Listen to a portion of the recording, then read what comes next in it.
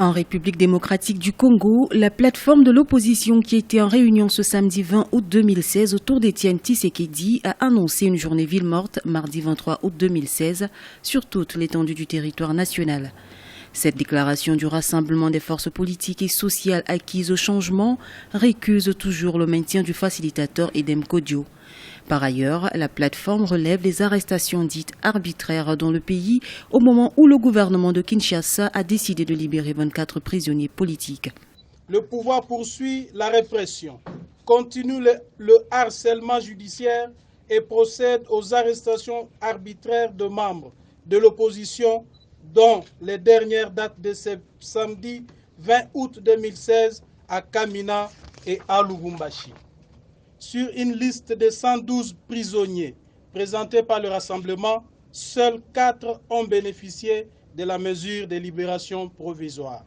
Le rassemblement de l'opposition a également décidé de ne pas participer aux travaux du comité préparatoire du dialogue dont la première réunion est convoquée ce mardi 23 août 2016 en République démocratique du Congo.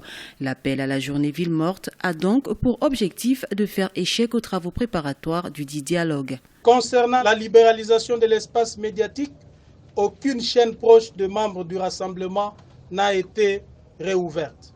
De tout ce qui précède, le rassemblement constate malheureusement que ces mesures dérisoires n'ont nullement rencontré le préalable nécessaire pour la tenue du dialogue.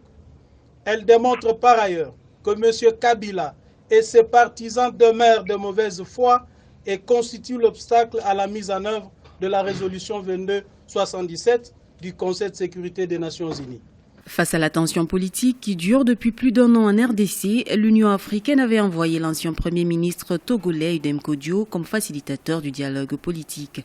Mais sa présence semble aujourd'hui ne pas avoir conquis l'opposition.